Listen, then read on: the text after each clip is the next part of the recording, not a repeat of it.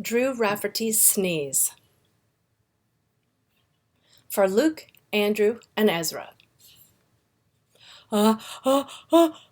Chew! Drew Rafferty's sneeze swept through the town. Lots of things happened. Some people fell down.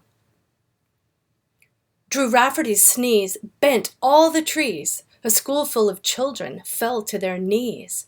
It blew off some shingles. It rang chimes that jingle. No yard was left clean. Not one, not a single. 17 sausages rolled off Mac's grill and rolled all the way to the top of Cobb Hill. Mrs. Ming's little white dog ran away, even though Mrs. Ming told her to stay. The apples rolled off of the shelf at the shop. The grocer ran after them, spluttering, "Stop!"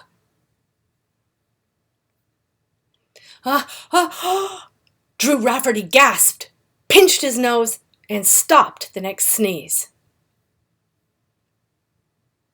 The apples rolled backwards back to the shop. The grocer stopped running, so glad he could stop.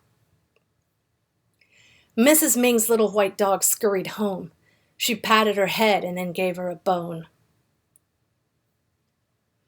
17 sausages rolled down Cobb Hill. Mac picked them up, tossed them back on the grill. A school full of children got up from their knees. Drew Rafferty's gaffes didn't bother the trees.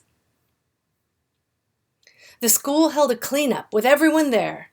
The kids swept up leaves that had blown through the air. The town held a feast when the cleanup was through. They ate sausages, pizza, fried dumplings, and stew.